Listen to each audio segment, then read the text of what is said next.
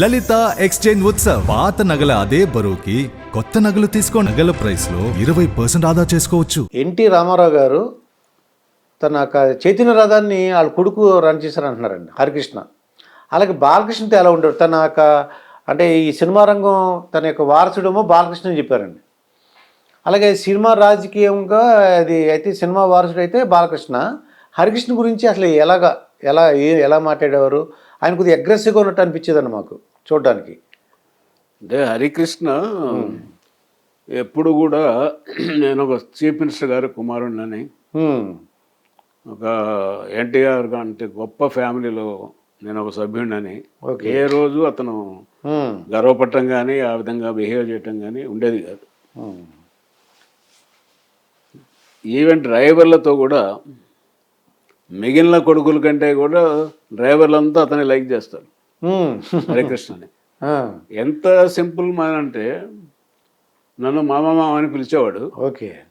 ఇప్పుడు చైతన్య రథం ఏ ఊరి దగ్గర పోయి ఆగుతుంది కదా, ఒక ఊరి దగ్గర ఆగినప్పుడు ఈ కార్పెట్ ఇది ఉంటుంది కదా మన లారీల మీద కప్పేది, టార్పాలిన్, దాన్ని బండి కింద వేసుకుని పడుకునేవాడు. అంటే మామూలు డ్రైవర్ లాగా లేదు, కాసేపు పిచ్చపాటి మాట్లాడుకునేవాళ్ళం. ఆయన సిగరెట్ కాల్చేవాడిని, నేను సిగరెట్ కాల్చేవాడిని. నా జేబులో ఆయన తీసుకునేవాడు, ఆయన జేబులో నేను తీసుకునేవాడిని. ఎన్టీఆర్ గొప్పతనంలో ఇది కూడా ఒకటండి, తన పిల్లల్ని ఎవరినైనా, మా పిల్లల్ని కానీ ఆడపిల్లల్ని కానీ ఎప్పుడు కూడా ఒక్కరోజు కూడా ఆయన చీఫ్ మినిస్టర్గా ఉన్న టైంలో సెక్రటేరియట్ గేట్ దాటలేదు. ఇవాళ ఎమ్మెల్యే తమ్ముడు, వాడి కొడుకు, బావమరది, ఇంకొకడు అంతా పెత్తనాలు చేసేవాళ్ళే కదా. అవునండి. ఒక్క కొడుకు కానీ ఒక కూతురు కానీ పోనీ ఆఫీసర్ తోటైనా ఏదో మాకు ఈ ట్రాన్స్ఫర్ కావాలా, మాకు తెలిసిన వాళ్ళు అది ఇదని అడిగిన సందర్భాలు లేదు. ఇక హరికృష్ణ అయితే ఇంకా చాలా సింపుల్ మ్యాన్ అనమాట. ఆయన అందరితోటి బాగుంటాడు, తనకు అసలు గర్వం లేదు. ఆ దురదృష్టం తను సొంతంగా డ్రైవ్ చేస్తూ చనిపోవడం అనేది చాలా దురదృష్టం. ఎక్స్పర్ట్ డ్రైవర్ అతను, చాలా ఎక్స్పర్ట్. చైతన్య రథాన్ని నడపడం అంటే సామాన్యం కాదు. ఒకరోజు జనాలు మామూలు రోడ్డు మీద నడపడం ఎవడని నడిపేస్తాడు, విపరీతమైన జనాలు విపరీతంగా. ఒకసారి మేము చిత్తూరు జిల్లాలో ఎలక్షన్ ముందు ప్రయాణం చేస్తున్నాం. చంద్రగిరి ఏరియా నుంచి మెయిన్ రోడ్డుకి ఎక్కి చిత్తూరు టౌన్కు పోవాలి. అక్కడ నుంచి 30 కిలోమీటర్లు ఎంతో ఉంటుంది. చిత్తూరు టౌన్కు ఒక 4-5 కిలోమీటర్ల ముందు రైల్వే అండర్ బ్రిడ్జ్ ఉంది. అండర్ బ్రిడ్జ్ ఉంది. అడిగి పోయేటప్పుడు పెద్ద ఆయనే పాపం, నర్సయ్య గారు మీరు ముందు పైలట్ కార్లో కూర్చోండి, జనం విపరీతంగా ఉంటారు, మీరైతే అదిలించుకుంటూ పోతారు అన్నారు. మా ఇన్స్పెక్టర్లు ఇద్దరిని పైన కూర్చోబెట్టాం, డిఎస్పీ పైన ఉన్నాడు. ఆ రైల్వే అండర్ బ్రిడ్జ్ దగ్గరికి వచ్చేటప్పటికి మా వాళ్ళు చెప్తూనే ఉన్నారు, సార్ రైల్వే ట్రాక్ ఉంది, తల ఉంచండి అని చెప్తున్నారు. ఈయన వంచాడు. ట్రాక్ 2 పట్టాలు ఉంటాయి కదా, ఫస్ట్ పట్టా కింద ఉంచాడు. ఆ రెండో పట్ట దాటక ముందే తల పైకి ఇచ్చాడు. పట్టుమని శబ్దం వచ్చింది. వచ్చినప్పటికి బండి ఆపాం. బ్లడ్ వస్తూ ఉంది ఇట్లా. నైట్ 8-8:30 అయింది. ఏడుపు తగులుకున్నాడు హరికృష్ణ. తన వల్లనే జరిగిందని, తను డ్రైవింగ్ చేస్తున్నాడు కదా మరి. ఎందుకు ఏడుస్తున్నావు, ఏమైంది ఇప్పుడు? నా డ్రైవింగ్లో మీకు దెబ్బ తగలడం అది. సరే కొద్దిగా బాధపడడం, ఏదో ఒక గుడ్డ చించేసేసి కట్టుకట్టాం. చిత్తూరు మీటింగ్ దగ్గరికి పోయాం. జనం ఒక 30-40 వేల మంది ఉన్నారు. ఝాన్సీ లక్ష్మణి ఆమె పోటీ చేస్తా ఉంది అక్కడ. నాకు తెలుసు, వాళ్ళ నాన్న డిప్యూటీ కలెక్టర్గా చేశాడు.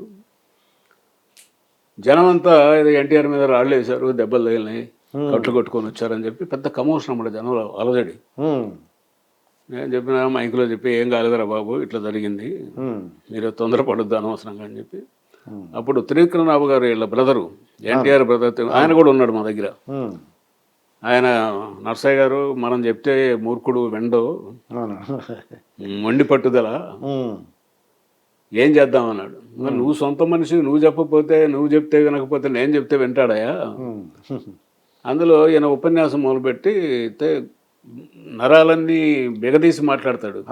దాంతో బ్లడ్డింగ్ అగారుతూనే ఉంది, మేము కట్టుకట్టినా కూడా నరాలు ఉబ్బిపోయి. తెలుగుదేశ ప్రజలు అలా మాట్లాడుతుంటారు.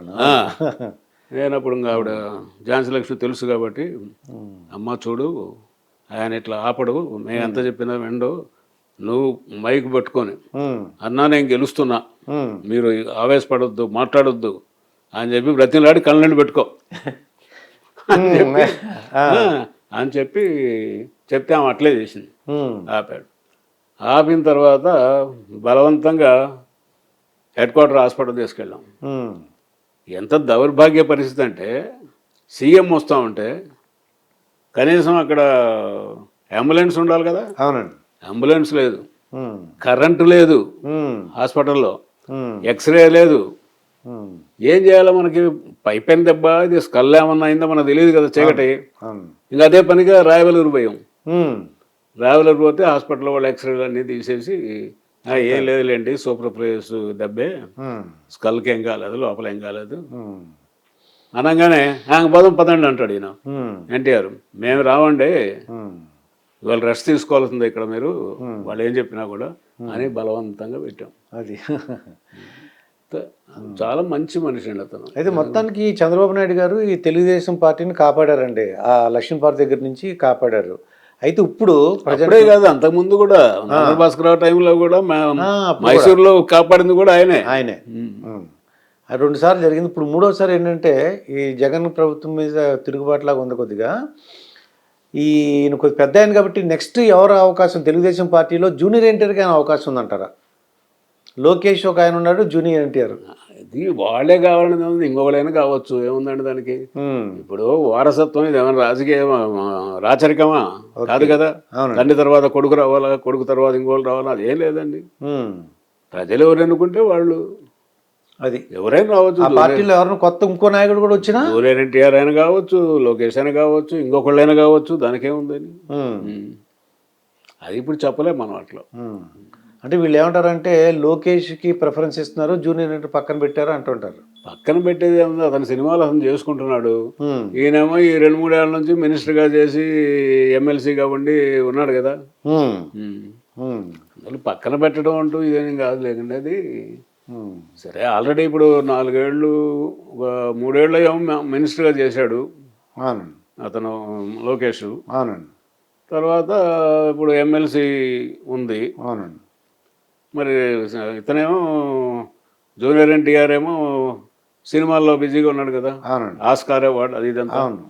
మరి రావాలనుకుంటే రావచ్చు, ఏముంది, వాళ్ళ తాత పార్టీని ఎవరు కాదంటున్నారు, అందరు కావాలనే అంటారు. జూనియర్ ఎన్టీఆర్ కూడా వస్తే మంచిదనే అంటారు. వీళ్ళు రాజకీయ నాయకులు ఏంటని కొంతమంది వాడు వస్తే మంచి వీళ్ళు దెబ్బతింటారని, లేకపోతే వీళ్ళు ఏదో చేస్తారని. ఇప్పుడు కుచిత రాజకీయాలు అయినప్పుడు ఏం మాట్లాడతారండి. ఇప్పుడు ప్రజలు ఎన్నుకున్నప్పుడు ఇక్కడ కూడా అంతే కదా. తెలంగాణలో కేటీఆర్ ఎందుకు రాకూడదండి? కేటీఆర్కి ఏం చదువు లేదా, తెలివి లేదా, మినిస్టర్గా బాగా చేస్తున్నాడు కదా. అందువల్ల తప్పు, అది అసలు ఆలోచనే తప్పు అనమాట. అంటే ఓట్లేండి, ఇది ఏంటంటే ఈ తెలుగుదేశంను జనసేన కలిస్తే కొద్దిగా టఫ్ కాంపిటీషన్ అంటున్నారు చాలామంది. అవును, అది కలవటము, తర్వాత ఓట్లు. ఇప్పుడు నాయకులు కలవటం కాదు కదా, కింద ఓట్లు కూడా పర్కులేషన్కి పోవాలా. అది వాళ్ళకి వీళ్ళు వేసుకోవడం, వీళ్ళు వాళ్ళు వేసుకోవడం జరిగితేనే అప్పుడు ఉపయోగం. అదండి. మరి మీరు ఎలాగ రెస్ట్ తీసుకున్నారా, లేకపోతే ఏమైనా ఆధ్యాత్మిక కార్యక్రమాలు పాల్గొంటుంటారా? మీరేమన్నా ఇంట్లో ఏం చేస్తుంటారు ఇప్పుడండి? ఏమి లేదండి, ఏదో చిన్న చిన్న పనులు, వాళ్ళు ఫ్రెండ్స్ వాళ్ళు వస్తుంటారు. నేను మామూలుగా 5:30-6కి లేస్తాను. లేచేసి అప్పటికంటే మా మిస్సెస్కి మధ్య కొంచెం ఆరోగ్యం సరిగ్గా అవుతాం, కొద్దిగా లేట్కి లేస్తాయి 7-7:30కి. ఓకే. కాఫీ పెట్టుకొని కాఫీ తాగేసి ఒక అరగంట యోగా చేస్తాను. ఆ తర్వాత 45 మినిట్స్ వాకింగ్ చేస్తా. ఓకే. ఆ తర్వాత స్నానం పానం. అది ఓకే. పదాలు తెలియని పెదవులకు అమృత వాక్యం అమ్మ. సంతానలేమి సమస్యతో బాధపడుతున్న ప్రతి స్త్రీమూర్తి బాధను మేము అర్థం చేసుకోగలం. 49 వరల్డ్ బెస్ట్ ఎంబ్రియాలజీ ల్యాబ్ మరియు జిల్ట్రిక్స్ అలారం సిస్టాన్ని మొట్టమొదటిసారిగా ఏపీ మరియు తెలంగాణలో ఈ నెల 9న ప్రముఖ సినీ నటి స్నేహ, స్పెయిన్ దేశానికి చెందిన international senior embryologist Javier Herrera గారు ప్రారంభించారు. ఈ శుభతరుణంలో రక్త పరీక్షలు, AMH test, RBS, semen analysis, ultrasound scan, follicle scan ఈ నెల 31 వరకు ఉచితంగా అందిస్తుంది. 49 అంటే సంతానం, 49 అంటే సంతోషం.